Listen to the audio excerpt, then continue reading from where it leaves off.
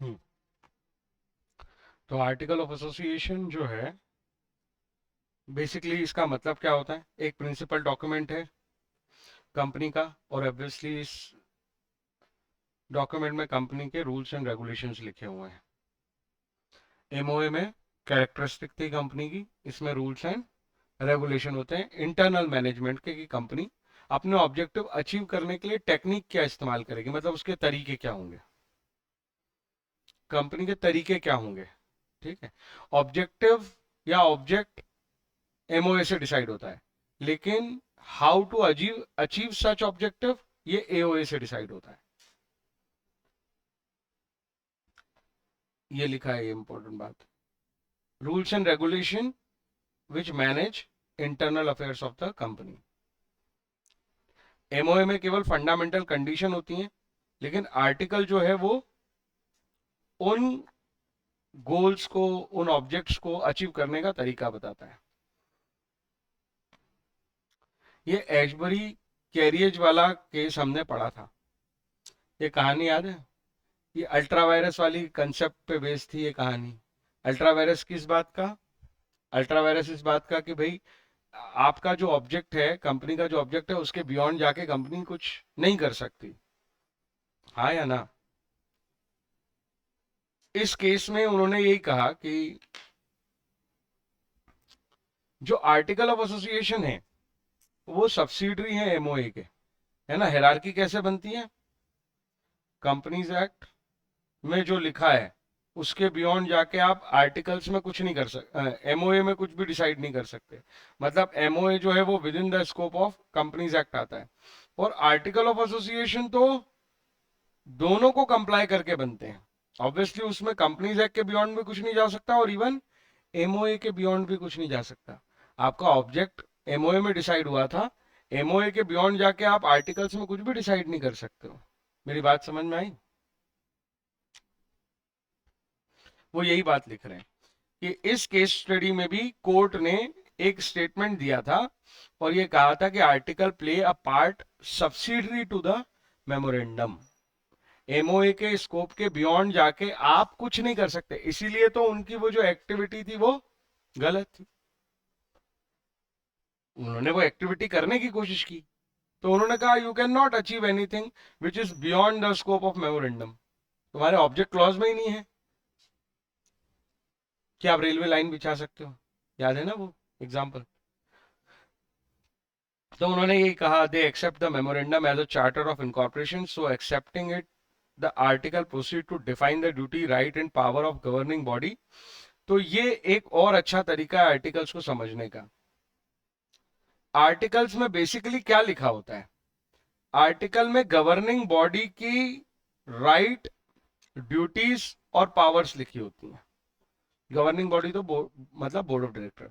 तो board of director जो daily basis पे काम करेंगे, तो वो कैसे मैनेज होगा वो काम? ऑब्वियसली उनकी पावर्स क्या है, उनके राइट्स क्या है, और उनकी ड्यूटीज क्या है, यही बातें लिखी होती हैं इंटरनल मैनेजमेंट में। और मैनेजमेंट तो वही करते हैं ना, और ये उसी मैनेजमेंट के रूल्स हैं। तो बेसिकली बोर्ड ऑफ डायरेक्टर की पावर, ड्यूटीज और राइट्स इसमें लिखे जाते हैं। कोई डाउट है? वो किस तरीके से बिजनेस को कैरी ऑन करेंगे, किस मोड में कैरी ऑन करेंगे। बात समझ में आई? इसकी जो डेफिनेशन है आर्टिकल ऑफ एसोसिएशन की, वो बिल्कुल मेमोरेंडम जैसी ही है। Article of association means a document which is named as such. जिस डॉक्यूमेंट को आर्टिकल ऑफ एसोसिएशन कहा है, कंपनी ने रजिस्टर किया है आरओसी के पास, whether they are originally framed और altered from time to time.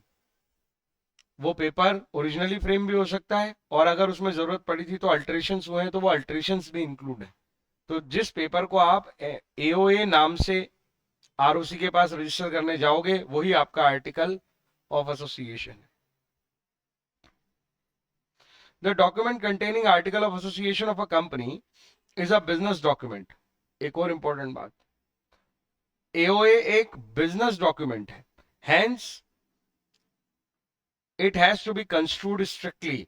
मतलब उसमें लैंग्वेज जो है वो ऐसी नहीं होनी चाहिए जो कंफ्यूजिंग है, एम्बिग्युअस है, वो क्लियर होनी चाहिए। इट रेगुलेट्स डोमेस्टिक मैनेजमेंट मतलब internal management and creates right and obligation between the members. ये लो एक और बात आ गई, ये तीसरी इंपॉर्टेंट बात। अभी तक हमने 3 बातें पढ़ी हैं इस पे खास। जो पहली बात थी वो क्या थी, ये सब्सिडरी है किसका, एओए का। दूसरी बात, इंटरनल मैनेजमेंट के रूल एंड रेगुलेशन है, तो ये पावर, ड्यूटी और अथॉरिटी या राइट डिफाइन करते हैं किसके, मेंबर्स के, और ऊपर लिखा था गवर्निंग बॉडी के। तो यहां बोर्ड था, यहां मेंबर्स है। मेरी बात समझ में आई? अरे कुछ समझ में आया कि नहीं आया? आर्टिकल ऑफ एसोसिएशन क्या है, रूल्स एंड रेगुलेशन जिनसे ऑर्गेनाइजेशन इंटरनली मैनेज होती है। मैनेजिंग जनरल बॉडी कौन सी है मैनेजिंग की, governing body, board of director. तो उनके राइट्स, पावर, ड्यूटीज तय होते हैं।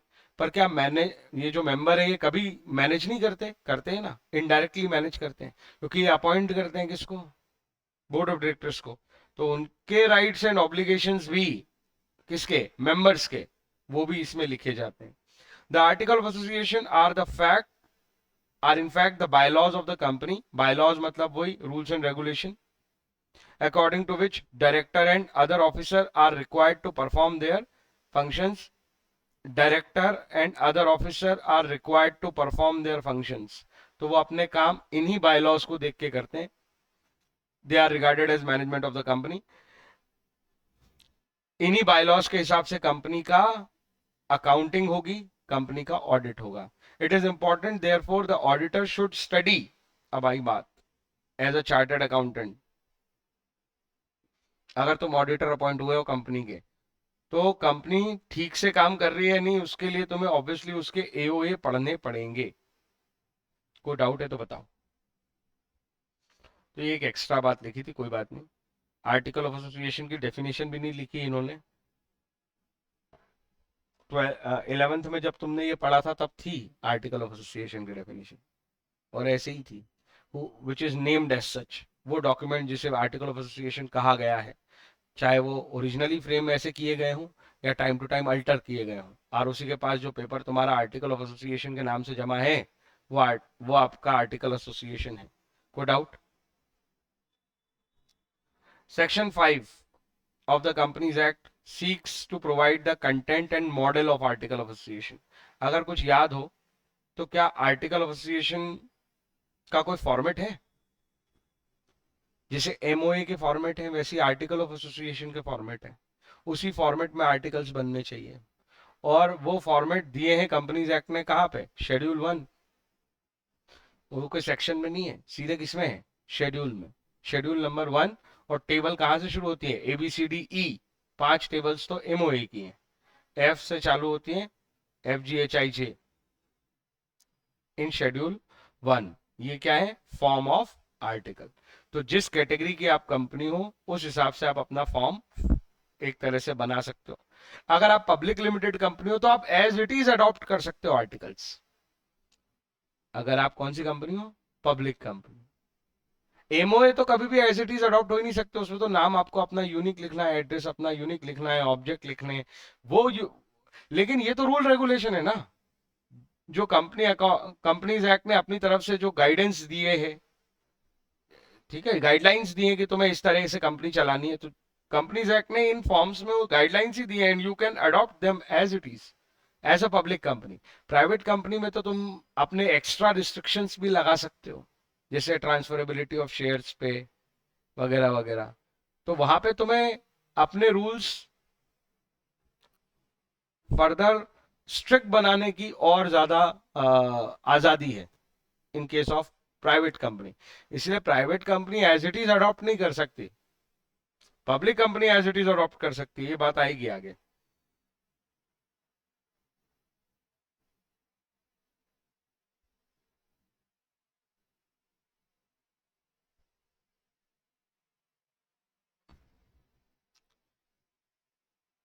सेक्शन नंबर 5 में क्या क्या लिखा है, contain regulation. The article of company shall contain the regulation for management. Obviously articles में क्या लिखना है, मैनेजमेंट के लिए रूल्स, मैनेजमेंट कैसे काम करेगा, उसके राइट पावर ड्यूटीज क्या है।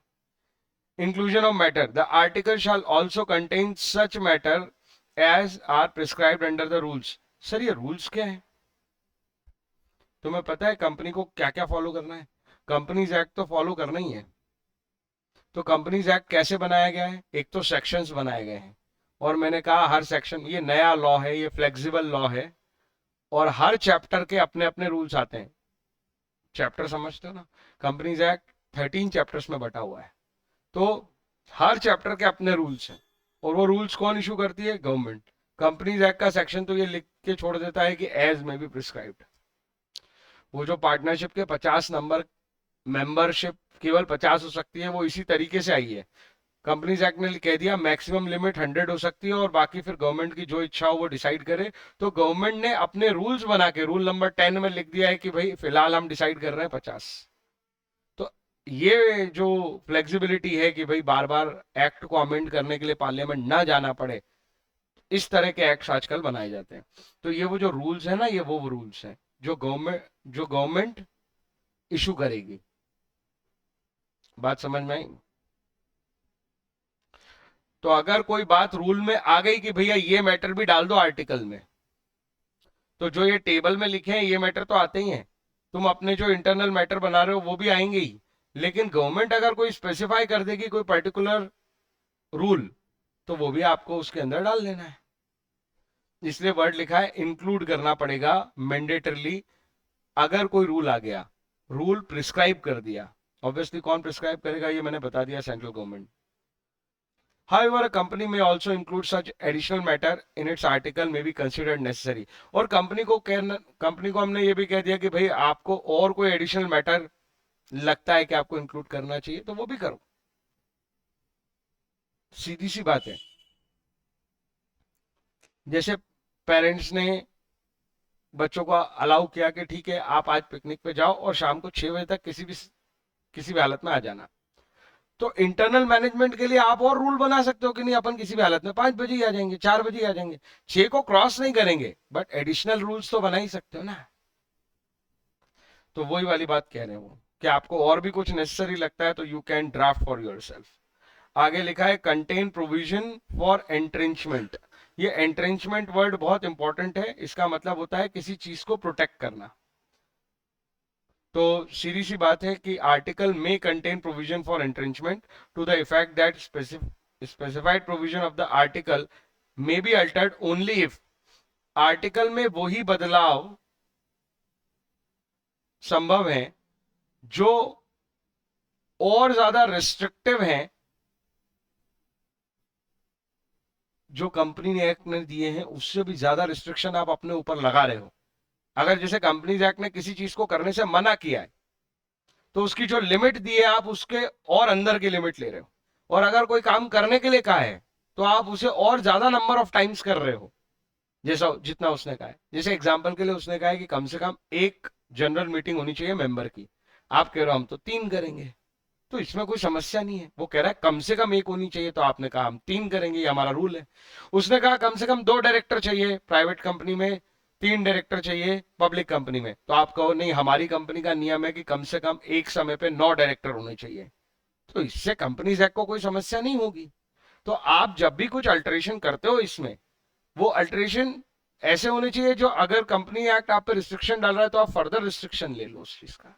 मेरी बात समझ में आ रही है? तो यही बात लिखी है। और ऑब्वियस बात है कि आर्टिकल ऑफ एसोसिएशन को अमेंड करने के लिए, एओए अमेंड करने के लिए मेंबर्स की मीटिंग होती है, और मेंबर्स की मीटिंग में स्पेशल रिजोल्यूशन पास करके ही आप आर्टिकल अमेंड कर सकते हो। बात समझ में आई? Manner of inclusion, manner of inclusion of entrenchment. Entrenchment मतलब आप समझ रहे हो ना, कंपनीज एक्ट को प्रोटेक्ट करने के लिए आप अपनी तरफ से एक्स्ट्रा एफर्ट ले रहे हो, इसलिए इसको बोला गया एंट्रेंचमेंट प्रोविजन। कैसे लाएंगे? तो उन्होंने कहा था provision for entrenchment shall only be made, ध्यान से, shall only be made either on formation of a company or by an amendment in the article agreed to by all member of the company। यहाँ पे है ना 75% की जगह क्या लिखा है? All. 100% in case of a private company. तो प्राइवेट कंपनी के लिए क्या लिखा है? ऑल। पहली बात, आर्टिकल में एंट्रेंचमेंट प्रोविजन कब आएगा? या तो फॉर्मेशन के समय ले आओ। एंट्रेंचमेंट समझ रहे हो ना, ओवर प्रोटेक्टिव हो रहे हो। गवर्नमेंट ने जो रूल बना के दिया आप उसमें और ज्यादा कुछ बढ़ा रहे हो, तो एंट्रेंचमेंट प्रोविजन हो गया। देखो लिखा है, आर्टिकल में contain provision for entrenchment that means to protect to the effect of specified provision of the articles. अब सवाल यह है कि अगर आपकी प्राइवेट कंपनी है या पब्लिक कंपनी है, उसमें क्या अंतर है? एंट्रेंचमेंट प्रोविजन में प्राइवेट कंपनी में आपको सबकी परमिशन लगेगी, जबकि पब्लिक कंपनी में आप स्पेशल रिजोल्यूशन, वही मोर देन 75% वाली बात पे भी काम चला लोगे। तो अल्ट्रेशन का नियम देख लो, एंट्रेंचमेंट कर रहे हो, जो रिक्वायरमेंट है कंपनीज एक्ट की उसे और ज्यादा प्रोटेक्ट कर रहे हो, और ज्यादा हार्ड लाइन ले रहे हो ताकि कंपनीज एक्ट ना टूटे। या तो ओरिजिनली फ्रेम कर लेते तो कोई दिक्कत ही नहीं थी, लेकिन अगर अल्ट्रेशन करते हो तो प्राइवेट लिमिटेड और पब्लिक लिमिटेड में जो डिफरेंस है उसको ध्यान रखना। प्राइवेट लिमिटेड में अल्ट्रेशन करने के लिए एंट्रेंचमेंट प्रोविजंस पे, हर चीज के लिए नहीं, एंट्रेंचमेंट प्रोविजन पे अल्ट्रेशन करने के लिए आपको सभी मेंबर्स की परमिशन लगेगी, जबकि पब्लिक कंपनी पे 75% में काम हो जाएगा। Notice to the registrar of entrenchment provision. अगर आपने एंट्रेंचमेंट कर लिया, सपोज आप ओवर प्रोटेक्टिव हो गए अपनी तरफ से, तो ये बात आपको किसको बता के रखनी पड़ेगी? आरओसी को। ये रजिस्ट्रार जब भी वर्ड आए मतलब आर, क्योंकि हर चीज पब्लिक किसके थ्रू होती है? आरओसी के थ्रू। आपके कुछ कोई चीज लिख देने से वेबसाइट पे कोई नहीं मानेगा कि आपकी कंपनी ऐसा ही करती है या ऐसा करेगी। लेकिन अगर आप वो चीज डिक्लेयर करते हो किसके पास जाके? आरओसी के पास, और फिर वो आरओसी की वेबसाइट पे दिखता है कि आपकी कंपनी ऐसा करेगी, आपके आर्टिकल में ऐसा लिखा है, तब वो ऑथेंटिकेट होते हैं। तो ऑब्वियस बात है कि इस बात का नोटिफिकेशन कि हमने एंट्रेंचमेंट प्रोविजन लगाए, हम ओवर प्रोटेक्टिव होके चल रहे हैं, हमने ये एंट्रेंचमेंट प्रोविजन अगर फॉर्मेशन से लगाए तो वहां से, अमेंडमेंट से लगाए तो वहां से, जब भी लगाए हैं इस बात का नोटिस देना पड़ेगा आरओसी को।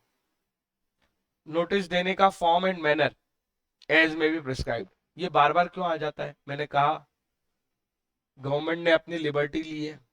गवर्नमेंट कहती है जब चाहेंगे तब हम फॉर्म एंड मैनर बदल लें, इसलिए हमने यहाँ पे कुछ स्पेसिफाई नहीं किया। हमने तो गवर्नमेंट अपने रूल बना के, ये जिस चैप्टर में लिखे है ना आर्टिकल्स और मेमोरेंडम ऑफ एसोसिएशन, उस चैप्टर के रूल्स बना के वो बता देगी। यहां तक कोई समस्या है तो बोलो।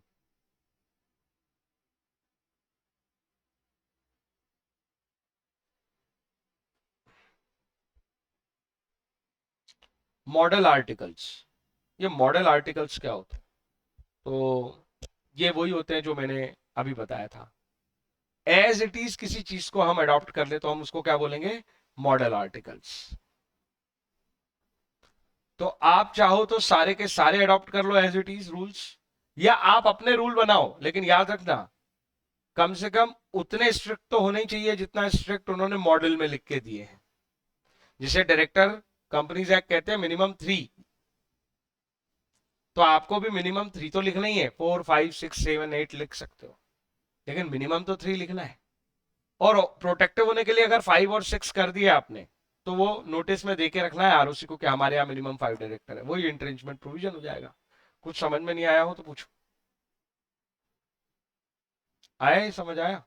तो ये कह रहे हैं कि आप चाहो तो एज इट इज सारे अडॉप्ट कर लो, आप चाहो तो रेगुलेशंस को खुद भी बना सकते हो, लेकिन याद रखना जो मैंने ऊपर बोला है कि आप कभी भी एक्सीड नहीं करोगे, सुपरसीड नहीं करोगे कंपनीज एक्ट को और एमओए को रूल बनाने में, ये याद रखना। क्योंकि ये जो क्या बोल सकते हैं आर्टिकल्स होते हैं, हाँ, ये जो आर्टिकल्स होते हैं ये हमेशा सब्सिडरी रोल प्ले करते हैं इन कंपैरिजन टू एमओए। बात समझ में आई? Company registered after commencement of this act. अब देखो ये क्या कह रहे हैं। सपोज करो कि ये एक्ट कब आया पता है ना? 2013 नाम है इसका, ये कमेंस 2014 में हुआ है। तो इस एक्ट के कमेंसमेंट के बाद अगर कोई कंपनी रजिस्टर होती है तो उसके लिए क्या लिखा है उन्होंने, ध्यान से, such company do not exclude or modify the regulation contained in the model article applicable to such company. Those regulations shall, so far as applicable, be regulation of the company in the same manner and to the same extent if they were contained in the duly registered article of the company. ये पूरी बात लिखी है कि अगर suppose किसी चीज को लेके तुमने नियम नहीं बनाया, अपने आर्टिकल में कोई बात नहीं लिखी, कंपनीज एक्ट के मॉडल आर्टिकल में वो बात एज अ रूल लिखी हुई है, तो ये मान लिया जाएगा कि आपके आर्टिकल्स में भी वो बात लिखी हुई है, इवन दो आपने उसको इग्नोर कर दिया था रूल को, पर वो आप पे लगता है। ये वैसी बात हो गई जैसे पार्टनरशिप में हम कहते हैं कि अगर आप पार्टनरशिप डीड में प्रॉफिट शेयरिंग रेशियो डिसाइड नहीं करोगे, आपने तो नहीं किया, तो क्या आपका प्रॉफिट शेयरिंग नहीं होगा? आपके ऊपर वो रूल लगेगा, किस कहां से उठ के लग जाएगा, पार्टनरशिप एक्ट से, और कह दिया जाएगा कि आपकी जो भी कैपिटल वैपिटल हो उससे फर्क नहीं पड़ता, इक्वल प्रॉफिट शेयरिंग होगी। आपने लोन वाली बात है कि पार्टनर ने लोन दिया है फर्म को, आपने नहीं डिसाइड किया कि हम पार्टनर को कितना इंटरेस्ट देंगे, तो फिर एक्ट में लिखा है 6% पर एनम से देंगे। बस वही वाली बात यहाँ पे आ गई है कि अगर मॉडल आर्टिकल्स, वो टेबल्स में जो मॉडल आर्टिकल बने हैं FGHIJ में, ये नई कंपनियों पे बोले जब से आप ये कंपनीज एक्ट 2013 आया है उसके बाद से, तो ये मान लो कि हर वो कंपनी आपके आर्टिकल्स में वो सारे मॉडल्स तो आने ही थे, हर उस बात पे बात जरूर करनी थी जिस बात पे इन टेबल्स में बात की गई है, हर वो रूल आपको लिखना था। आपने नहीं लिखा तो भी माना जाएगा कि वो रूल आपके आर्टिकल्स में लिखा है। क्या ये बात आप समझ में आ गई? ओके। मेमोरेंडम ऑफ एसोसिएशन और आर्टिकल ऑफ एसोसिएशन में डिफरेंस दिया है। क्या डिफरेंस दिया है देखो, पहला तो पर्पस, एमओए स्कोप डिसाइड करते हैं कि कंपनी क्या कर सकती है क्या नहीं कर सकती है। So it delimits the objective of the company, मतलब ऑब्जेक्टिव तय ही कहां से होता है, एमओए से, और एमओए में लिखा होता है ऑब्जेक्ट क्लॉज में कि आपकी कंपनी का ऑब्जेक्ट क्या है। आर्टिकल ऑफ एसोसिएशन तो ये रूल्स बनाते हैं कि वो ऑब्जेक्ट अचीव कैसे होगा, तो वो रूल्स बनाते हैं इंटरनल मैनेजमेंट के, मैनेजमेंट इसीलिए तो कर रहे हो कि गोल अचीव होता है, अरे मैनेजमेंट का पर्पस है गोल अचीव करना, गोल सेट का हुआ एमओए में, वो अचीव कैसे होगा, ये मोड, ये रूल्स जिस पेपर पे लिखे हमने वो हमारे आर्टिकल्स, वही लिखी है, देखो ये line, article determine how the objective of the company are achieved, article ये डिटरमाइन करता है कि ये कंपनी के ऑब्जेक्टिव अचीव कैसे होंगे। ठीक है, आगे देखो, रिलेशनशिप, अगर हम रिलेशनशिप की बात करें तो एमओए और एओए में कौन सुपीरियर है कौन सबऑर्डिनेट है, एमओए सुपीरियर है, एओए सबऑर्डिनेट है। ऑब्जेक्ट वहां से डिफाइन होता है क्योंकि, तो ऑब्वियस बात है कि आप अपने ऑब्जेक्ट के बियॉन्ड अपने लिए कोई रूल बनाओगे तो उसका कोई सेंस ही नहीं है। ठीक है, तो एमओए जो है वो ऑब्वियसली सुपीरियर है। MOA define the relationship of company with the outside world, company बाहर की दुनिया से कैसे रिलेट करेगी एमओए के ग्राउंड पे, लेकिन कंपनी अपने अंदर रिलेशनशिप्स कैसे रखेगी अपने मेंबर के साथ, अपने बोर्ड के साथ, वो सब एओए में डिफाइन है। अरे समझ में आया? तो within the organisation relationship का जो डॉक्यूमेंट है वो एओए, और कंपनी और बाहर वाले कैसे रिलेशनशिप बना पाएंगे वो एक्सटेंट एमओए ने डिसाइड किया, इसीलिए उसका डॉक्यूमेंट एमओए। क्या ये बात समझ में आई? कंपनी कोई काम अल्ट्रा वायरस नहीं कर सकती, लेकिन किसी काम को करने के अपने रूल्स एंड रेगुलेशन खुद बना सकती है। क्या बाहर वालों को ये रूल्स एंड रेगुलेशंस पता होना चाहिए? हाँ, कि ये रूल है ये पता होना चाहिए, लेकिन उस रूल का पालन ठीक से हुआ है कि नहीं हुआ है, क्या ये बाहर वाले कंफर्म कर सकते हैं? कैसे करेंगे? कैसे करेंगे? जो मैंने पूछा वो सवाल समझ नहीं आया तो मैंने पूछा आर्टिकल ऑफ एसोसिएशन भी एक पब्लिक डॉक्यूमेंट है, बोलो हाँ है पब्लिक डॉक्यूमेंट। तो article of association public document है तो तुम्हें पढ़ना चाहिए। एओए भी, एमओए पढ़ा है, एओए भी पढ़ लो, ठीक है। जो भी कॉन्ट्रैक्ट करना चाहता है कंपनी से, वैसे तो एओए से ज्यादा उसका मतलब नहीं है, पर चलो ठीक है, वो पढ़ सकता है, पब्लिक डॉक्यूमेंट है, यू कैन रीड। लेकिन क्या वो इस बात की गारंटी ले रहा है, ले सकता है कि भाई जो ये लिखा है इन्होंने ये फॉलो भी किया होगा? आरओसी में ये दिख सकता है कि हाँ ये रूल है, ये कंपनी ये रूल फॉलो करती है। वो रूल सच में फॉलो किया है कि नहीं किया है ये पता है क्या उसको? जो मैं बोल रहा हूँ अंतर संज्ञा, उसने कहा था कि मैं एक एक्सपीरियंस बंदा ही अपना डायरेक्टर रखता हूं। ये रूल में लिखा है, ये रूल तुम्हें पता है कि इस कंपनी का ये रूल है। उसने एक्सरसाइज किया था इसको जब किसी को डायरेक्टर रखा था, इसकी गारंटी है? तो इंटरनली कंपनी में जो मैनेजमेंट एक्टिविटी हो रही है उसका नॉलेज नहीं हो सकता उसे। ये एक्टिविटी होनी चाहिए, ये नॉलेज हो सकता है, पर वो एक्टिविटी हुई या नहीं हुई इस बारे में थोड़ी नॉलेज ला सकते हो। ये लिमिट तो है ही ना। इवन तो आप एओए पढ़ लो, ये बात ही इस कंसेप्ट को जन्म देने वाली है। Outsider is protected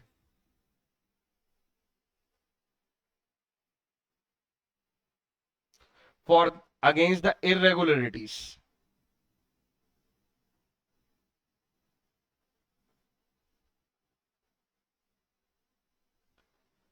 of internal management.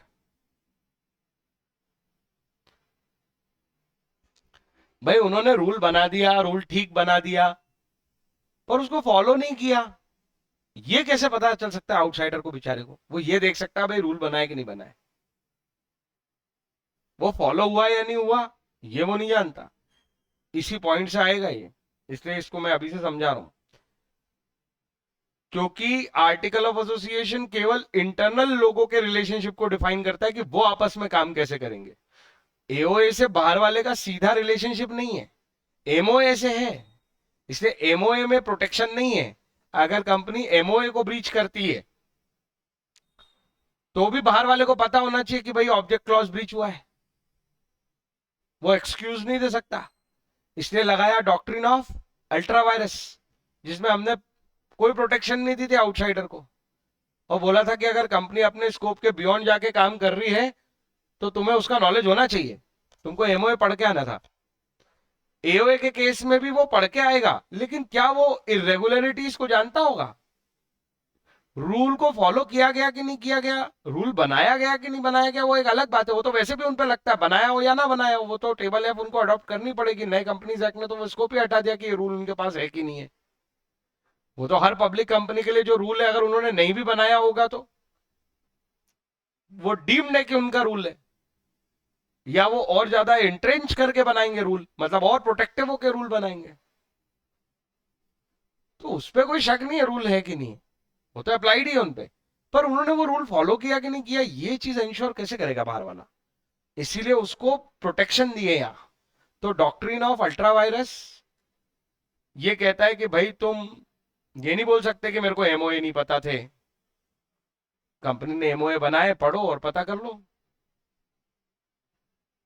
क्या ये बात समझ में आ रही है? तुम कंपनी के अगेंस्ट कुछ क्लेम नहीं कर सकते अगर कंपनी ने एमओए के बियॉन्ड जाके तुमसे कॉन्ट्रैक्ट कर लिया और तुमने कॉन्ट्रैक्ट साइन कर दिया।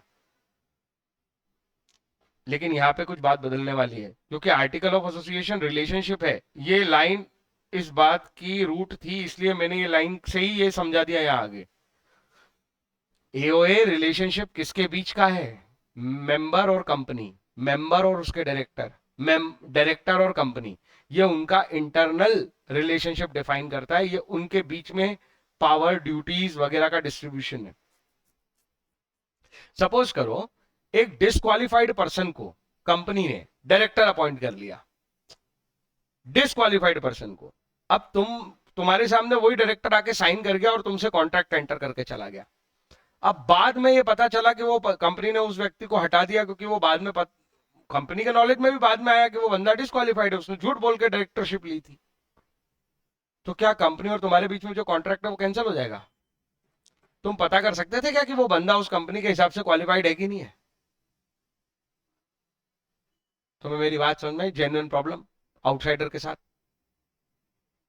उसको पता है डिस्क्वालिफाइड बंदे को डायरेक्टर नहीं बनाना है, पर कंपनी ने बना दिया। वो बंदा तुमसे कॉन्ट्रैक्ट करके चला गया, कंपनी के ब्याह पे साइन सील कर गया, तो हम तो यही मानेंगे कॉन्ट्रैक्ट एंटर हुआ है, कोर्ट थोड़ी उस पे आपको दोषी ठहरा सकता है। आपको क्या पता? वो डिस्क्वालिफिकेशन में तो ऐसे नियम होते हैं कि इस कंपनी के साथ जो है वो इंटरेस्टेड पार्टी नहीं था पहले या कुछ ऐसा, हमको क्या पता। Alteration, memorandum of association can be altered. बोलो हाँ। और बहुत कठिन है एमओए को अल्टर करना। उसको अल्टर करने के लिए आपको इवन कहां तक जाना पड़ता है? आरओसी के रीजनल डायरेक्टर तक, ट्रिब्यूनल, ट्रिब्यूनल मतलब कोर्ट तक, सेंट्रल गवर्नमेंट तक भी जाना पड़ सकता है। जैसे आपको अपना ऑब्जेक्ट बदलना है, जैसे आपको अपना नाम बदलना है। अरे नाम में तो पहले ही झमेला था। अनडिजायरेबल नेम है अगर तुम्हारा, तो तुम्हें रजिस्टर नहीं होने देंगे। सपोज तुमने पहले तो रजिस्टर हो गए प्रॉपर नेम से, बाद में तुमने अपना नाम बदल लिया, तो ऑब्वियसली नाम इतना आसानी से थोड़ी बदलेगा, फिर से तुम्हें नाम अप्रूव कराना पड़ेगा। उस नाम की अप्रूवल मिलेगी तो तुम अपना नाम वो रख सकते हो। तो यहाँ पे गवर्नमेंट के चक्कर काटने पड़ते हैं। ये बहुत क्रिटिकल प्रोसेस है एमओए अल्टर करना, लेकिन बहुत आसान है कंपैरेटिवली। किसको अल्टर करना? आर्टिकल को, क्योंकि ये केवल रूल्स थे और मेंबर्स का एक एक पब्लिक कंपनी का एग्जांपल लिखा है। मेंबर्स का मीटिंग बुलाओ, उसमें स्पेशल रिजोल्यूशन पास कराओ और अपना रूल बदल लो। पर याद रखना, रूल जब भी बदलो या जो भी नया रूल बनाओ, वो रूल क्या होना चाहिए?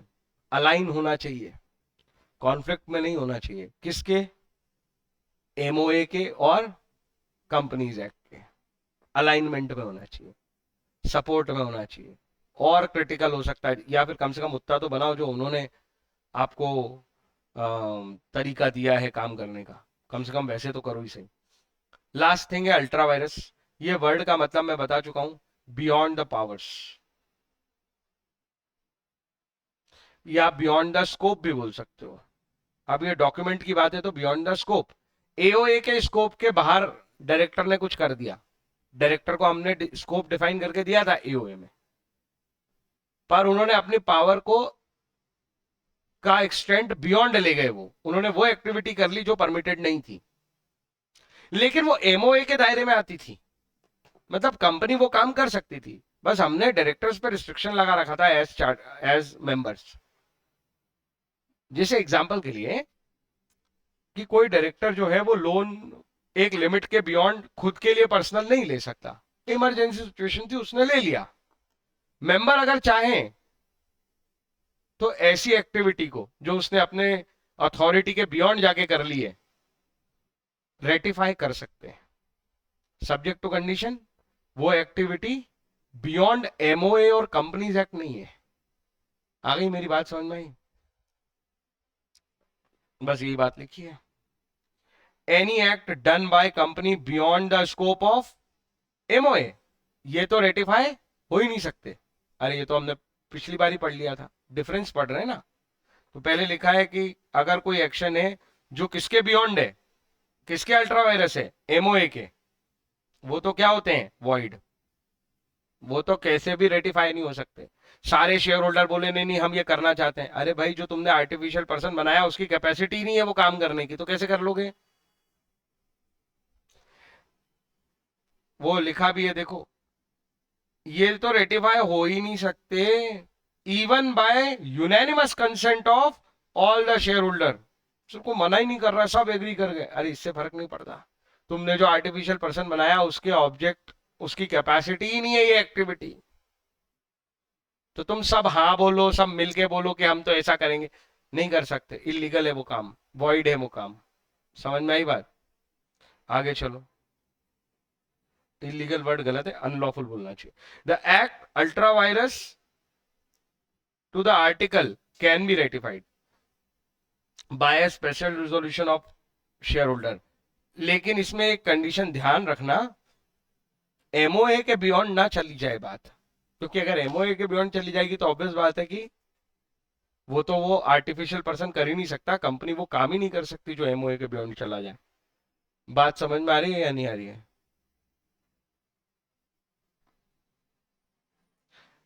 डॉक्ट्रिन ऑफ इंडोर मैनेजमेंट जो हमने पढ़ा है उसी पे बेस्ड बात है, और मैं ऑलरेडी समझा चुका हूं तुम्हें इस बारे में कि किस तरफ ले जाएगा। Section 399 of the companies act provide that any person, देखो क्या लिखा है, any person, any person can inspect by electronic means any document kept at the registrar. He can make a record of the same. He can get a copy of the same. He can get extract of the document, including certificate of incorporation of any company. यहां लिखा है any person, ये सब कर सकता है any company की, any company के डॉक्यूमेंट। इसलिए मैं कह रहा हूं कि ये दोनों डॉक्यूमेंट कौन से डॉक्यूमेंट थे, पब्लिक डॉक्यूमेंट थे जो आरओसी के पास रजिस्टर रहते हैं।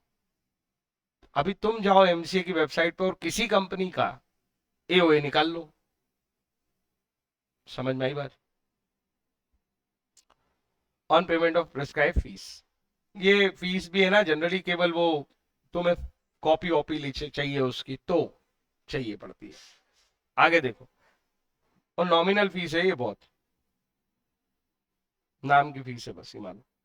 The memorandum and article of association of a company when registered with registrar, तो ऑब्वियसली अगर कोई कंपनी अपने मेमोरेंडम या आर्टिकल को किसके पास रजिस्टर कराती है, आरओसी के पास, तो वो डॉक्यूमेंट क्या बन जाते हैं, पब्लिक डॉक्यूमेंट। तो वो अवेलेबल है किसके लिए, इंस्पेक्शन करने के लिए। और कौन इंस्पेक्ट कर सकता है, केवल कंपनी के member, any person.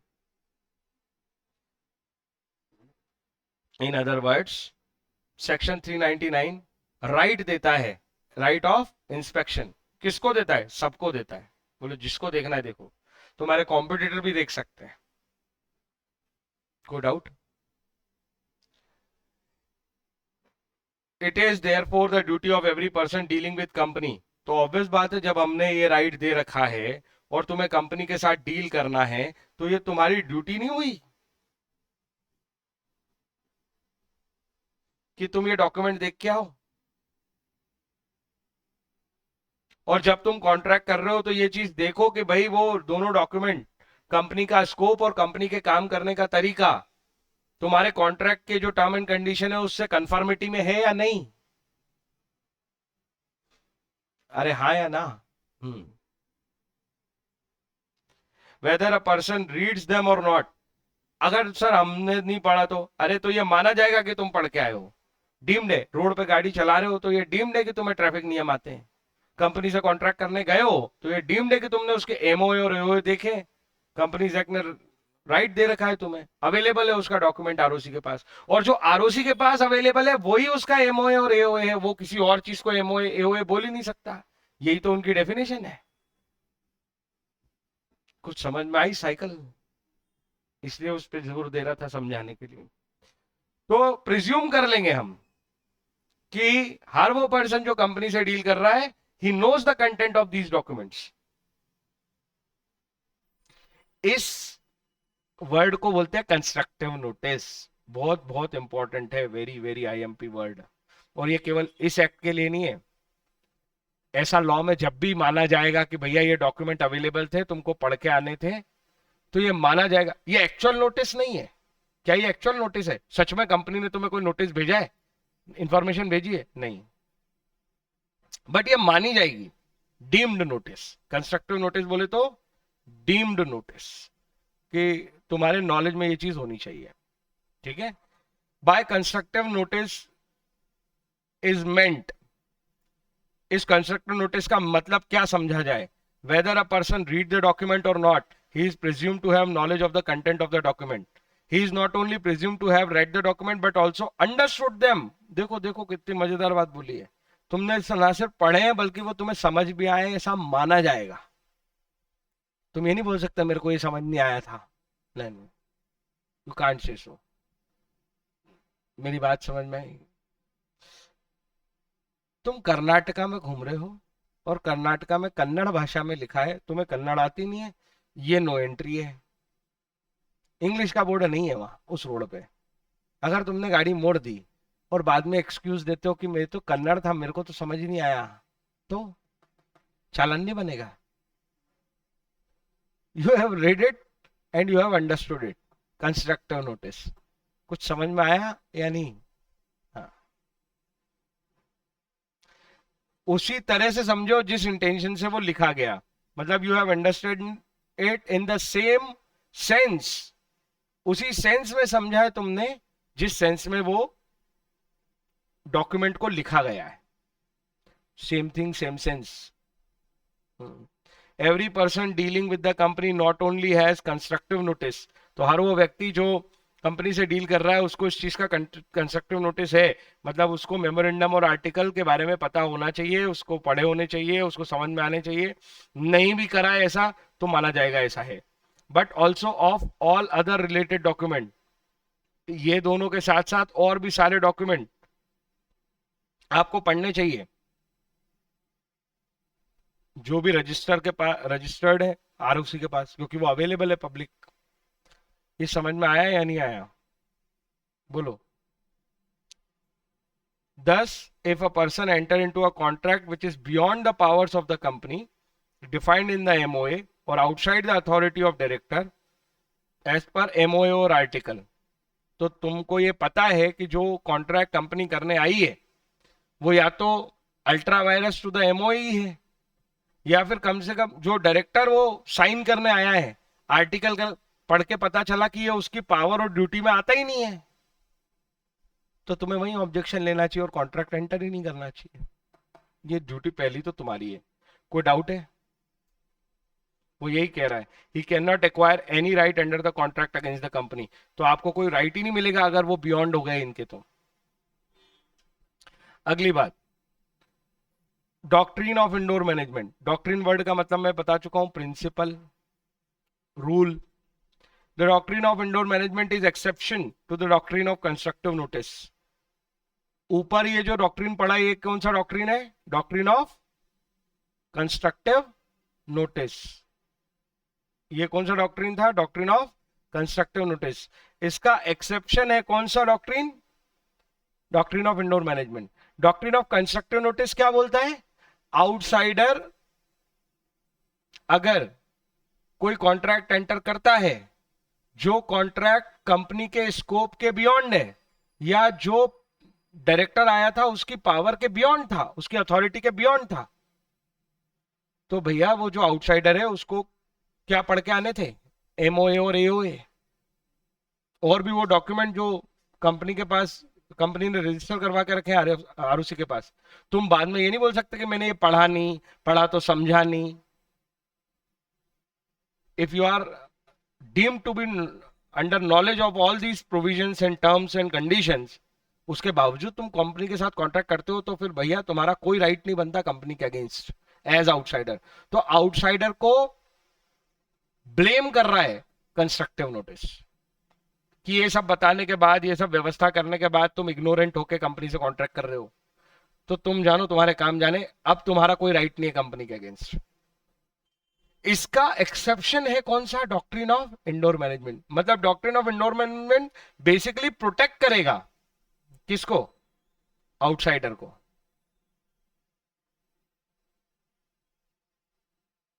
Against whom?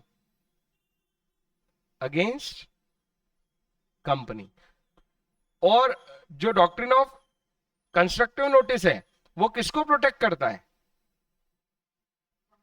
Yes, it protect company against whom? Yes. तो इसका ही एक्सेप्शन वो है। बात समझ में आ रही है? डॉक्ट्रिन ऑफ कंस्ट्रक्टिव नोटिस जो है वो प्रोटेक्ट करता है किसको? कंपनी को अगेंस्ट आउटसाइडर। और डॉक्ट्रिन ऑफ इंडोर मैनेजमेंट जो है वो प्रोटेक्ट करता है आउटसाइडर को अगेंस्ट कंपनी।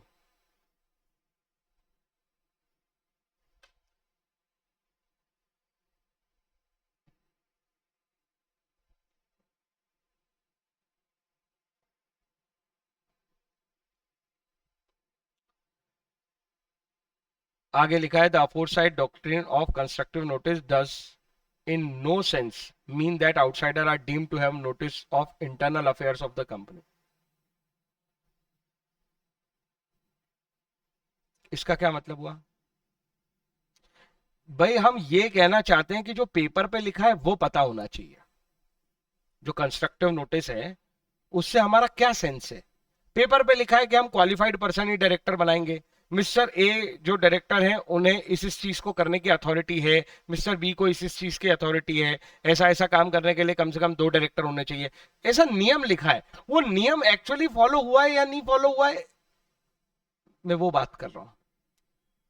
कहीं से भी कंस्ट्रक्टिव नोटिस का ये मतलब नहीं निकाला जा सकता कि आप ये इंश्योर कर पाओ कि नियम नियम है, ये इंश्योर कर लो, लेकिन वो नियम फॉलो हुआ है कि नहीं फॉलो हुआ है, इंटरनली वो एग्जीक्यूट हुआ है कि नहीं हुआ है, ये हम कैसे पता, बेचारे वो आउटसाइडर पर कैसे डोल सकते हैं इस बात को? बात समझ में आई? यही लिखा है कि कहीं से भी कंस्ट्रक्टिव नोटिस का मतलब ये नहीं था कि वो इंटरनल अफेयर्स जानता होगा, वो रूल्स जानता होगा, वो आर्टिकल्स जानता होगा, पर इंटरनल अफेयर्स थोड़ी जानता होगा। For instance, if the act is authorised by the article और मेमोरेंडम, सपोज कोई एक्ट है, एक्ट मतलब समझ रहे हो ना, एक्शन, कोई एक्टिविटी ऑथराइज्ड है मतलब परमिटेड है, दोनों डॉक्यूमेंट के हिसाब से, आर्टिकल और एमओए, इसके बियॉन्ड जाके कोई एक्टिविटी नहीं हुई है, आउटसाइडर ने with in MOA with in AOA activity की है, किसी का कॉन्ट्रावेंशन नहीं कर रहा है वो। An outsider is entitled to assume that all detailed formalities for doing such act have been observed. Company ने अपना काम ठीक से किया होगा ऐसा मानने का हक है उसका। अरे उसने अपने एमओए बनाए, उसने अपने एओए बनाए, तो वो तो फॉलो करेगा ना। मैं देख रहा हूं एमओए एओए का कंप्लाइंस हो रहा है, उसी हिसाब से मैं कॉन्ट्रैक्ट कर रहा हूं। अब वो उसने फॉलो किए कि नहीं किए ये मेरी जिम्मेदारी थोड़ी है, मैं तो ऐसा मान के चलूंगा कि वो फॉलो करेगा। मेरा काम है पढ़ना, समझना, अंडरस्टैंड करना। एमओए एओए का कॉन्ट्रावेंशन नहीं हो रहा मेरी एक्टिविटी या मेरे कॉन्ट्रैक्ट के साथ, मैं जो कंपनी के साथ कॉन्ट्रैक्ट कर रहा हूं, तो उनकी भी तो जिम्मेदारी है कि वो अपने खुद के बनाए हुए एमओए एओए को फॉलो करेंगे और प्रॉपरली फॉलो करेंगे। नहीं करेंगे तो वो जाने, फिर मैं प्रोटेक्टेड हूं, ये है उसकी दलील। क्या ये बात समझ में आई? और इस प्रिंसिपल को बोला जाता है प्रिंसिपल ऑफ इंडोर मैनेजमेंट। बोले इंटरनल अफेयर्स के बारे में आप ब्लेम नहीं कर सकते, अगर कोई एक्टिविटी हुई है with in the scope of MOA AOA, outsider हमेशा प्रोटेक्टेड है। कोई डाउट है, कंफ्यूजन है? समझ में आया कंस्ट्रक्टिव नोटिस कैसे प्रोटेक्शन देता है? वो कहता है एमओए एओए देख के नहीं आया आउटसाइडर, उसके बियॉन्ड जा रही है एक्टिविटी, तो कंपनी को दोष नहीं दे सकता वो। लेकिन जब उसने कोई activity with in the scope of MOA AOA की है, पर कंपनी ने इंटरनली कुछ गड़बड़े की है, अपनी खुद के एमओए एओए खुद ड्यूली कंप्लाई नहीं किए हैं, तो इसके लिए वो जिम्मेदार नहीं है। अब ये तीसरा केस है जो याद रखना है। पहला कौन सा था? Solomon versus Solomon. क्या कहानी थी? Lifting of corporate veil. उसमें हुई थी क्या लिफ्ट? नहीं। उसके बाद समझ आई, अकल आई कि नहीं भैया ये तो गलत बात है, आप सेपरेट लीगल एंटिटी के नाम पे कुछ भी करोगे खुद ही इन्वॉल्व होके तो गलत है। ये उसका ओवरऑल कंसेप्ट था।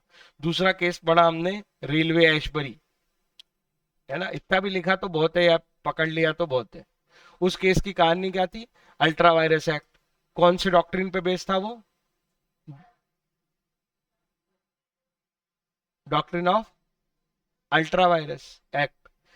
अगर बियॉन्ड द पावर ऑफ क्या है एमओए, आपके ऑब्जेक्ट क्लॉज में ही नहीं आती वो चीज, तो आप सारे शेयर होल्डर मिलके भी एग्री कर जाओ यूनानिमसली, तो भी वो एक्टिविटी आप नहीं कर सकते। उसमें वो कहानी थी, उसके जो ऑब्जेक्ट क्लॉज थे उसमें वो एक्टिविटी नहीं आती थी। वो डालने की कोशिश कर रहा था कि मैं इंजीनियरिंग और जनरल कॉन्ट्रैक्टर की तरह काम कर रहा हूँ, बट रेलवे लाइन बिछाना वो जो जो काम हुआ वो एक इंजीनियरिंग वर्क्स और जनरल वर्क्स और रिपेयर मेंटेनेंस के लिए हो सकते हैं, रेलवे ट्रैक कंस्ट्रक्शन के लिए थोड़ी हो सकते हैं। तो वो मैच मतलब वो कन्विंस नहीं हुए इसीलिए कोर्ट कि आप ऐसा नहीं सोच सकते थे। रिची रिची नाम का बंदा ये क्लेम कर रहा था, रिची ने उसको फाइनेंशियल सपोर्ट देने का कॉन्ट्रैक्ट किया था, ऐसी कहानी थी। तीसरा केस किसका है? Royal British Bank versus Turquand. तो ये एक रॉयल ब्रिटिश बैंक एक कंपनी है, और टारकंड देखो जरा क्या कहानी है। मिस्टर टारकंड ये व्यक्ति हैं, ऑफिशियल मैनेजर हैं, liquidator of the insolvent Cameron Coalbrook Steam Coal and Swansea and लेबर रेलवे कंपनी। तो यार एक कंपनी थी, उस इंसॉल्वेंट हो गई होगी, उस कंपनी के इंसॉल्वेंट हो जाने पे ऑब्वियसली उस कंपनी की सारी असेट को अपने कंट्रोल में लेके बिकवाने का काम सौंपा गया किसको? मिस्टर टारकॉन्ट को। वो कौन अपॉइंट हुए? Official manager liquidator. मतलब कि बेसिकली उनका काम था लिक्विडेशन कराना। किस कंपनी का? इस कंपनी का। मेरी बात समझ में आई? आगे क्या हुआ?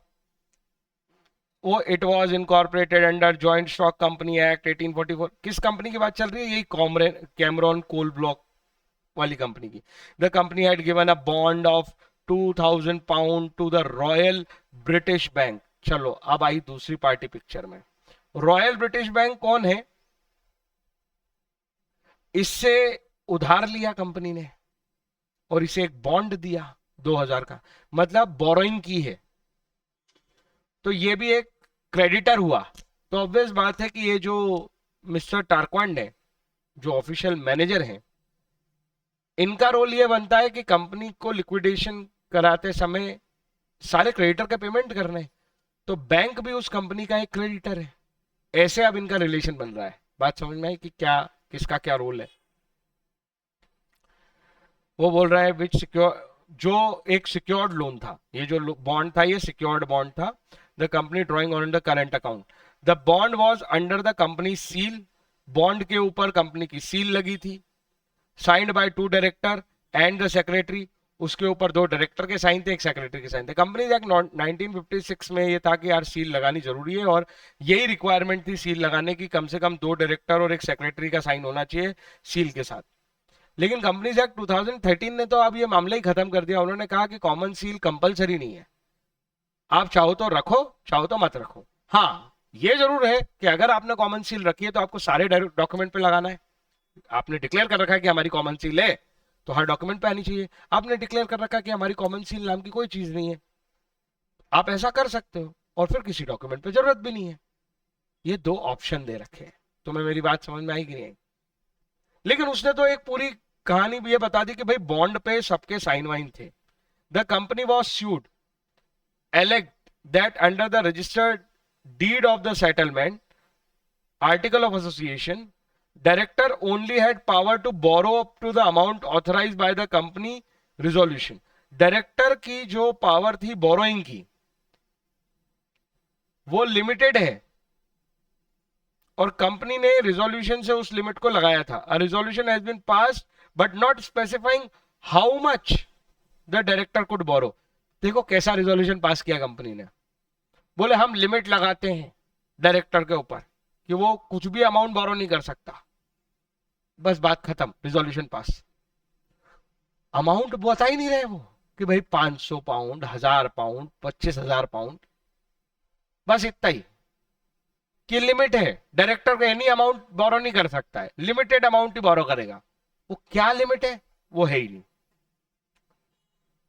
रिजोल्यूशन पास हुआ है, रूल है कि लिमिट है, पर कितनी लिमिट है ये रूल में है ही नहीं, आर्टिकल में लिखा ही नहीं है ये। लॉजिक समझ में आया कितना? हाँ। हेल्ड, इट वॉज डिसाइडेड, मतलब कि आप कोर्ट का जजमेंट आ रहा है, ऐसा लिखा है, इसका मतलब है कोर्ट का जजमेंट आ रहा है। हेल्ड, इट वॉज डिसाइडेड, क्या डिसाइड हुआ? डिसाइड ये हुआ द बॉन्ड वॉज वैलिड, जो बैंक के पास बॉन्ड है वो वैलिड बॉन्ड है और रॉयल ब्रिटिश बैंक एनफोर्स कर सकती है। और bank was deemed to be aware of the director could borrow only up to the amount of resolution. Bank को पता है कि यार लिमिट लगी है डायरेक्टर के ऊपर, पर भैया अमाउंट है नहीं, तो बैंक को क्या सपना आएगा कि वो लिमिट 2000 पाउंड की है, 5000 की है या 25,000 की है? वो तुम्हारा इंटरनल मैटर है भैया। बैंक बोल रही है मेरे को आर्टिकल में जो लिखा है पता है, समझ में आया, एमओए भी समझ में आया, ये बताओ मैंने गलत क्या किया? 2000 की लिमिट लिखी है क्या उसमें कि 2000 को क्रॉस नहीं करना है? ये तुम्हारा इंटरनल मैटर है, तुमने पेपर में लिखा नहीं है, तो आई एम प्रोटेक्टेड। और कोर्ट ने ये बात जस्टिफाइड मानी। कुछ समझ में आई बात? आर्टिकल ऑफ एसोसिएशन जो रजिस्टर्ड है कंपनीज के पास, so there was a constructive notice था, बैंक कह रही है कि ओके, डीम्ड है कि ये चीज मुझे नॉलेज में होनी चाहिए। The bond was valid because there was no requirement to look into the company's internal working. भाई कंपनी इंटरनली क्या करती है हमें क्या पता? इंडोर मैनेजमेंट का रूल लगेगा और कंपनी जो है जिम्मेदार है उसको ये 2,000 रुपए देने पड़ेंगे। अब तो कंपनी बची नहीं, उसका ऑफिशियल मैनेजर अपॉइंट हो गया, इसलिए जो केस बना बिटवीन मिस्टर टारकॉइन जो ऑफिशियल मैनेजर थे कंपनी के, उनका, और रॉयल ब्रिटिश बैंक जिसने कॉन्ट्रैक्ट किया था कंपनी के साथ, उसके बीच में बना। Exception to the doctrine of indoor management. अब ये वेरी वेरी इंपॉर्टेंट, हमने बोला इंडोर मैनेजमेंट किसको प्रोटेक्शन देता है, किसके अगेंस्ट बोलो? कंपनी के अगेंस्ट। किस बात पे प्रोटेक्शन मिलती है? कि आपके इंटरनल मैटर्स हमें नहीं पता, एमओए पता है, एओए पता है, एमओए और एओए का कंप्लाइंस करते हुए अगर मैंने कॉन्ट्रैक्ट कर लिया तो फिर मैं प्रोटेक्टेड हूं। कुछ लोग इसका गलत फायदा उठाते थे जानबूझ के, इसलिए इसके ये नियम के भी एक्सेप्शन बने। कैसे बने? कोर्ट केस में बने। कोर्ट में क्या क्या प्रूव होने लगा सुनना। एक्चुअल और कंस्ट्रक्टिव नॉलेज ऑफ इरेगुलरिटी। यार अगर आप इनोसेंट थे और आपका नुकसान ना हो तो आपको बचाया जाएगा। आप खुद मेलिशियस माइंड के थे, यही ऊपर वाला केस हो, और कंपनी को किसी ने उधार आखिर आखिर में ले लिया हो कंपनी से, डायरेक्टर के साइन वाइन लेके, बोले बाद में बोल देंगे तुम्हारा इंटरनल मैटर था, मेरे को क्या करना, मेरे को उधार दे दो अभी जल्दी, या मेरे से उधार ले लो, मैं वसूली कर लूंगा। तो भाई आप इरेगुलरिटी को जानते हो, फिर भी आप कंपनी में एंटर किए, ठीक है एमओए की बात हो गई, बट इरेगुलरिटी आपके नॉलेज में है एज आउटसाइडर, फिर भी आप कंपनी से एंटर कर रहे हो जानते बूझते, एक्चुअल नॉलेज है तुम्हें चीजों का, तो फिर आपको प्रोटेक्शन नहीं मिलेगी। तो फिर आप प्रोटेक्टेड नहीं हो एज एन आउटसाइडर। कुछ कहानी समझ में आई कि नहीं आई? एक केस हुआ हॉवर्ड का, Howard versus patent Ivory manufacturing company, where the director could not defend the issue of debenture to themselves because they should have known the extent to which the lending money of the company required the assent of the general meeting which they had not obtained। मतलब क्या हो इस कहानी में? Director थे, क्या issue आया? Issue हुआ डिवेंचर का, मतलब लोन लिया उन्होंने, किसको, किससे? Issue of debenture to themselves, खुद को ही डिवेंचर इशू करेगी, because they should have known that, क्योंकि उनके जानकारी में यह बात थी, the extent to which they are lending money to the company, जितने पैसे वो कंपनी को दे रहे हैं, required the assent of the general meeting which they have not obtained.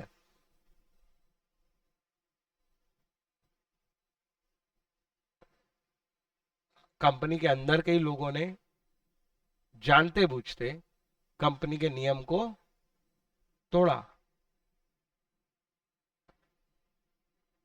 पता है वो ही डायरेक्टर कौन सी पोजीशन पे चले गए थे? डिवेंचर होल्डर की पोजीशन पे भी। अरे वो पहले ही सिर्फ डायरेक्टर थे, फिर जब उन्होंने कंपनी को से डिवेंचर ले लिए तो वो डिवेंचर होल्डर भी हो गए। Debenture holder are outsiders. तो बाद में वो डिवेंचर होल्डर बन के बोल रहे हैं कि हाँ कंपनी से मेरा राइट बनता है। ना ना ना ना, तुम ही डायरेक्टर थे, तुम्हारे नॉलेज में था कि इतना लोन कंपनी लेगी तो उसके पहले एक मेंबर की मीटिंग करनी पड़ेगी और वो परमिशन लेनी पड़ेगी। तुमने खुद को ही लोन देके खुद को ही आउटसाइडर बना के राइट बना लिया अपना। नहीं आया, समझ नहीं आया? ऊपर से क्या बोलो, नहीं आया तो मैं फिर से समझाऊं। आया, समझ आया? इस इरेगुलरिटी का नॉलेज तुम्हें खुद था तो तुम प्रोटेक्टेड नहीं हो। समझ आ गई बात? एक और कहानी सुनो। A director could not defend फिर से डायरेक्टर का ही एग्जांपल लिया, allotment of share to him, खुद को शेयर दिलवा दिए उसने, and he participated in the meeting which made the allotment. His appointment as a director also fell through because none of the director appointed by him are was validity in the office. वो पूरा case नहीं दिया. वो person जो था खुद को share allot करके मेंबर बनाता है, फिर वो मेंबर की मीटिंग में जाता है और मेंबर की मीटिंग में जाके वोटिंग करता है डायरेक्टर्स की. कुछ समझ में आ रही बात? ये जिस देश का केस है उस देश में डायरेक्टर बिना मेंबर की परमिशन के शेयर होल्डर नहीं बन सकता है, एक लिमिट के ऊपर शेयर एक्वायर नहीं कर सकता है, पर उसने कर लिया और बाद में जाके बोर्ड को अफेक्ट भी कर दिया. तो ऑब्वियस बात है कि ये सारी इरेगुलरिटी वो बंदा जानता था, तो वो अपने आप को प्रोटेक्ट नहीं कर पाएगा. क्या दिखा के? ये झंडा दिखा के कि भाई मैं तो इंडोर मैं तो ये वाली कैपेसिटी मेरी आउटसाइडर की है और इंडोर मैनेजमेंट मेरे को प्रोटेक्ट कर लेगा. एक्चुअल अगर तुम रीजन जानते हो तो फिर अभी तो हम जानते थे पक्का कि इरेगुलरिटी हुई है. अगर तुम्हें अंदाजा भी है ना, सस्पिशन है, ऐसे फैक्ट्स मिले जहां पे तुम्हें एक कॉमन नॉलेज कॉमन सेंस वाले व्यक्ति या प्रूडेंट पर्सन को जहां पे शक हो जाना था कंपनी पे कि भैया ये कंपनी कुछ इरेगुलरिटी कर रही है, जब आपको शक हो जाना था कंपनी पे कि ये कंपनी कुछ इरेगुलरिटी कर रही है, तो आपको उसी समय कंपनी से कॉन्ट्रैक्ट रोक देना था, हट जाना था. तो ये वही वाली बात है कि doctrine in no way reward those who behave negligently. चलो तुम जानते नहीं थे एग्जैक्ट चीजें, पर तुमने नेग्लिजेंट बिहेवियर तो किया ना. Negligence is no has no excuse in law. Careless, मैं भूल गया, मुझे याद नहीं रहा हेलमेट लगाना, तो क्या होगा? तो चालान बनेगा. Negligence has no excuse.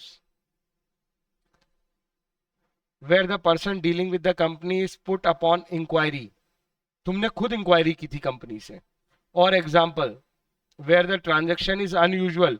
Company जो ट्रांजेक्शन कर रही है वो नॉर्मल ट्रांजेक्शन नहीं है, वो कुछ एक्स्ट्रा ऑर्डनरी है. Not ordinary in the course of business, it is the duty. ये लो, एक नॉर्मल पर्सन की ड्यूटी क्या है? इंक्वायरी करो, पूछताछ करो, उनसे जवाब मांगो. The protection of the Tarkand rule is also not available where the circumstances surrounding the contract are suspicious. अगर वहां पे वो बैंक अगर वो प्रूव कर देता, मतलब वो तो केस फेवर में गया रॉयल ब्रिटिश बैंक के, पर टारकंड वाले केस में अगर टारकंड ये प्रूव कर देता कि यह सस्पिशन था, और ये बैंक ने सस्पिशन क्यों नहीं दिखाया जब उन्होंने देखा कि एक ऐसा कोई रूल है और लिमिट है, तो उसे इंक्वायरी करनी थी. उनसे लिख के लेना था कंपनी वालों से कि भाई लिख के दो तुम्हारी लिमिट क्या है, मैं तभी दूंगा डायरेक्टर को लोन तुम्हारी कंपनी के लिए, अदरवाइज नहीं दूंगा, क्योंकि तुम्हारे एओए में लिखा है कि लिमिट है, क्लियर करो. सस्पिशन है ना. तो वो यही कह रहे हैं, protection of Turquand rule is not also available. कायदे से तो होनी नहीं थी वहां भी, पर ऑब्वियसली ऐसे सर्कमस्टांसेस नहीं होंगे, इसलिए हम पूरा केस थोड़ी जानते हैं. समझ में आई बात? अगर ऐसे सर्कमस्टांसेस हैं जो सस्पिशन दे रहे हैं, जो शक पैदा कर रहे हैं, तो सीधी सी बात है, you have to inquire it.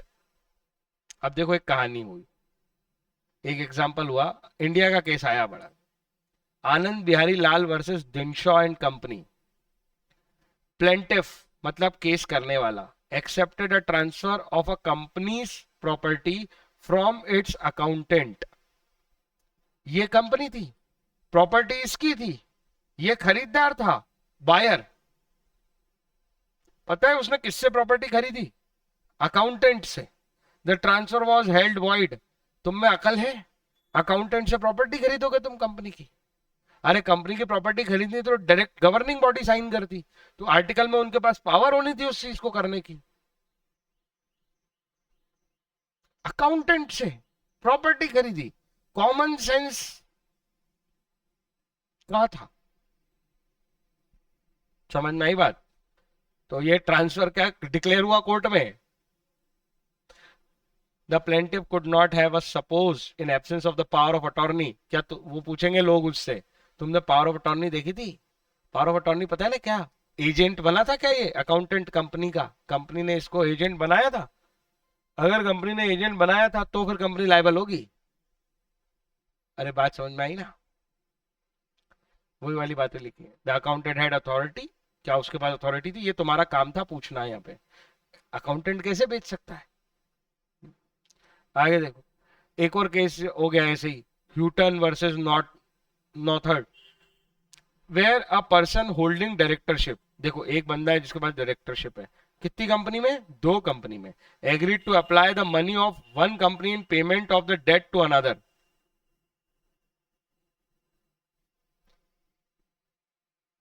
B company के ऊपर उधारी है, बी कंपनी के पास पैसे नहीं है देने के लिए, वो ए कंपनी से पैसे दिलवा रहा है बी के बिहाफ पे। समझ में आया कि नहीं आया? उधारी एक ही है, ए को पैसे चुकाने, ए के पास पैसे नहीं है, वो दूसरी कंपनी में भी डायरेक्टर है, उसने दूसरी कंपनी से उस कंपनी का बिहाफ पे पेमेंट कर दिया। The court said that something so unusual, ये कोई ऑर्डिनरी काम है कि पेमेंट मेरे को लेना है इससे और कंपनी दूसरी पेमेंट कर रही है मुझे? ये कोई यूजुअल काम नहीं है। The plaintiff were put upon inquiry to ascertain whether the person making the contract had the authority to the fact any other rule or place limited companies without any sufficient reason for doing so। तो आपको obvious बात है कि पूछताछ करनी थी आखिर ऐसा क्यों हो रहा है, और इग्नोरेंट होके कॉन्ट्रैक्ट एंटर नहीं करना था। अभी तक हमने 2 पॉइंट पढ़े जहां पे जो प्रोटेक्शन मिली थी किसको? आउटसाइडर को अगेंस्ट कंपनी। डॉक्ट्रिन का नाम क्या था? Doctrine of indoor management. वो डॉक्ट्रिन नहीं लगता, उसके एक्सेप्शन पढ़ रहे हैं। 2 एक्सेप्शन पढ़ चुके हैं। पहला केस जहां पे नॉलेज था इरेगुलरिटी का, दूसरा था सस्पिशन अराइज हो रहा था, कॉमन सेंस का बंदा, नॉर्मल प्रूडेंट पर्सन, जहां पे इंक्वायरी करनी बनती थी, आपने नहीं की, मतलब आपने नेग्लिजेंट बिहेवियर किया। नेग्लिजेंट बिहेवियर करने पे तो पक्का कोई एक्सक्यूज नहीं मिलता लॉ में, इसलिए कोई प्रोटेक्शन नहीं मिलेगी इंडोर मैनेजमेंट की। ऐसे करके समझाना है। मेरी बात समझ में? केस लॉ के सारे रेफरेंस कुछ नहीं देने, नेग्लिजेंट वाली बात पे आना है कि सस्पिशन सर्कमस्टांसेस और facts of the case suspicion create करते हैं, तो वहां पे इंक्वायरी होनी चाहिए। बिना इंक्वायरी के कॉन्ट्रैक्ट एंटर करोगे तो वो नेग्लिजेंस में आएगा, और नेग्लिजेंस में इंडोर मैनेजमेंट का बेनिफिट आउटसाइडर को नहीं मिलेगा। ऐसे चेन बना के कोई दिक्कत है? ओ, उसके ऊपर वाला तो और ही सिंपल है, वहां पे तो इरेगुलरिटी का नॉलेज है उसके पास। नॉलेज है जब इरेगुलरिटी का और फिर भी आपने कॉन्ट्रैक्ट एंटर किया है, तो आप तो जानबूझ के बेनिफिट उठाना चाहते हो, तो ये गलत है। अगला केस भी सिंपल है, देखो, फॉर्जरी, धोखेबाजी। फॉर्जरी वर्ड का मतलब होता है धोखा देना। The doctrine of indoor management applies only to irregularities which might otherwise effect of transaction. मतलब सीधी सी बात है भैया, प्रोटेक्शन दे रहे थे, कंपनी के अंदर जो इंटरनल मैटर है उसके बारे में आउटसाइडर को पता नहीं होता, तो उसे प्रोटेक्ट करने के लिए ये प्रिंसिपल बनाया था। It can not apply to forgery. Forgery होगी तो वो कॉन्ट्रैक्ट वॉइड हो जाएगा। फिर से देखो, फॉर्जरी में भी circumstances exclude the Turquand rule. The only clear illustration is found in this case. तुम्हें ये याद रखने की जरूरत नहीं, आगे पढ़ो जरा केस कैसा है। Plaintiff was transferee of a share certificate issued under the seal of defendant company. Transferee share का बायर है ये, और शेयर जब उसने खरीदे होंगे तो उसको क्या मिला होगा? सर्टिफिकेट कि भाई ये शेयर मेरे हैं। अब पुराने जमाने में तो फिजिकल सर्टिफिकेट आते थे, पेपर आता था कि इतने शेयर तुम्हारे पास है। सर्टिफिकेट के ऊपर सील लगी हुई है, सुनना, कंपनी की। कंपनी के अगेंस्ट ही केस किया है उसने, डिफेंडेंट कंपनी मतलब वो कंपनी के अगेंस्ट ही केस किया उसने। The company secretary who had affixed the seal of the company and forged the signature of 2 director issues the certificate. उस कंपनी का कंपनी सेक्रेटरी सील लगाने का राइट तो उसी का था, उसी के पास रहती है, लेकिन दो डायरेक्टर का साइन करना उसका राइट थोड़ी था। उसने दो डायरेक्टर के फेक साइन कर दिए और एक सर्टिफिकेट इशू करके दे दिया किसको, ये रूबेन को। आगे देखो क्या हुआ। The plaintiff contended that whether the signature are genuine or forged। वो मिली भगत थी किसकी, कंपनी सेक्रेटरी की और वो शेयर होल्डर की। और अब ये प्लेंटिफ, चलो मिली भगत थी तो ये भी गया, चलो नहीं भी थी मिली भगत, मैं कहता हूं तो क्या कंपनी लायबल है अब इन शेयर्स के ऊपर? तुम मेरे को कॉमन सेंस से बताओ। वो पैसा ले लिया पर्सनली किसने, कंपनी सेक्रेटरी ने, फेक सिग्नेचर मारे किसके, दो डायरेक्टर के, और सर्टिफिकेट इशू कर दिया क्योंकि उसकी अथॉरिटी में होती है कॉमन सील। तो इसके लिए कंपनी को लायबल कर दिया जाए?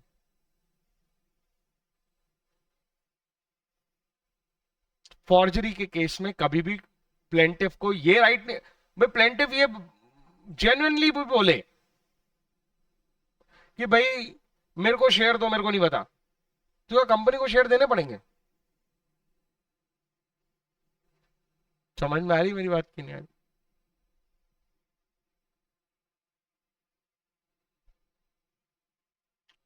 कोई लैंड एंड बिल्डिंग है तुम्हारी कंट्रोल में, कंट्रोल में मतलब समझ लो ना, तुमको एजेंट बना के रखा है, बोले कि ये किराए विराए पे देते रहना, तुमने उसके बनवाए पेपर और उसको बेच डाला।